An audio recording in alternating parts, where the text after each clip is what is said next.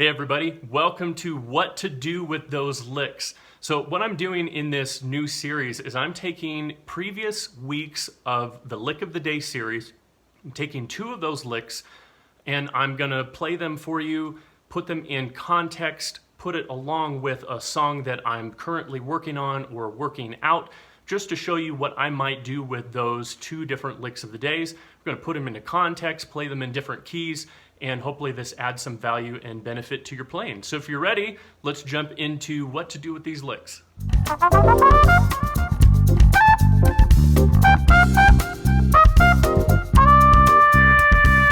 All right, so the two licks that we are going to be diving into for this week, I have those videos listed from before, so you can watch those previous licks of the day.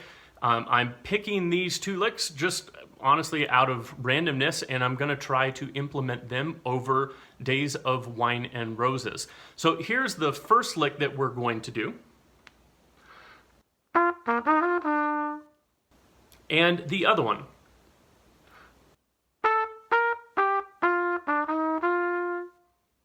So the first thing that I'm going to do is I'm going to try to play these in a couple different keys so I'm not just stuck in one specific key area. So let's go back to our first lick. And let's put it in a couple different keys. And then a couple more. Maybe one that I'm not as familiar with, so let's see how this turns out. Okay, let's try a couple more. Kind of get the idea? So you can do this in a circle of fourths, you can do this by half step, you can do them randomly like I just did. So let's do the same thing for that other lick. So the original key.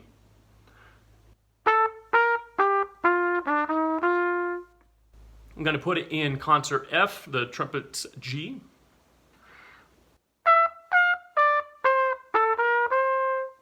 Couple more.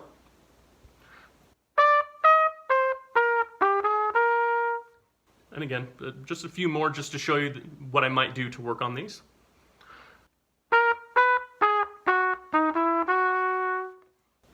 And let's go ahead and do one more.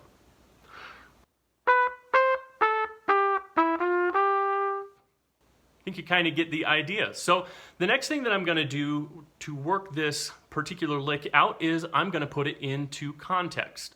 Now, putting these licks into context is really the major goal that I have for my students, because that allows us to play our own lines while implementing licks that we're trying to learn. And by putting it into context, we're playing something a little bit before it and something a little bit after. That way it becomes a natural part of our own vocabulary, and then we can make it really our own, which is one of the reasons why I love digesting these short little licks. And you can do this unaccompanied, or you can do it with a metronome. My favorite metronome is using Drum Genius. I have a link down below that you can download it. They have it for Mac as well as PC and Android-based devices. So what I'm going to do is I'm going to play the lick, I'm going to play something right before, and then I'm going to play something right after. And then you can expand upon this with your own ideas, but I wanted to show you that you can do this quite simply.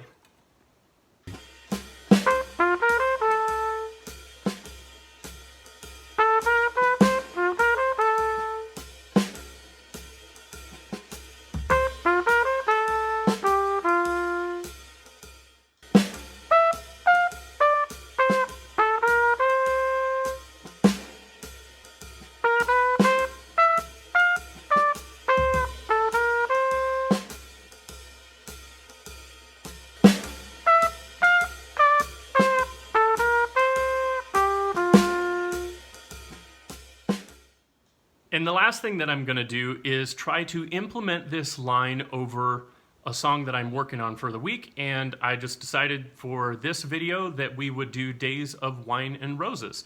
So I'm going to try to implement both of these licks and put something a little bit before it, something a little bit after, that way it's in context.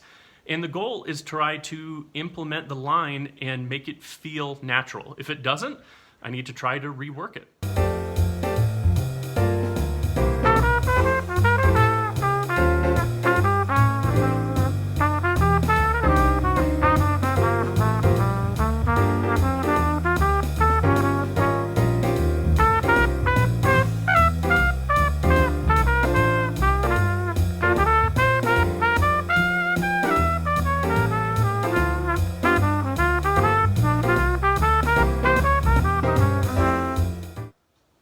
So I hope you've enjoyed this week's What to Do with These Licks.